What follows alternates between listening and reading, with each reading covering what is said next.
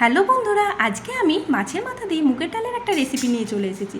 তো মাছের মাথা দিয়ে মুগের ডালের জন্য এখানে আমার লাগছে হাফ বাটি মুগ ডাল, বড় সাইজের কাতলা মাছের একটা মাথা, কুচিয়ে রাখা পেঁয়াজ, কুচিয়ে রাখা টমেটো, জিরে গুঁড়ো, আদা আর রসুনের পেস্ট, আর ফোড়নের জন্য গোটা জিরে, শুকনো লঙ্কা, তেজপাতা, দুটো কাঁচা লঙ্কা আর মেথি পাতা। তো দেখো, এখানে আমি শুকনো খোলায় মুগ ডালগুলোকে হালকা করে ভেজে নেব।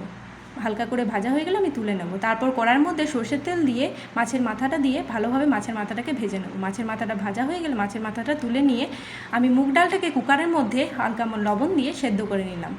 তারপর ফোড়নের জন্য গোটা জিরে, শুকনো লঙ্কা, তেজপাতা আর একটু মেথি পাতা দিয়ে দিলাম।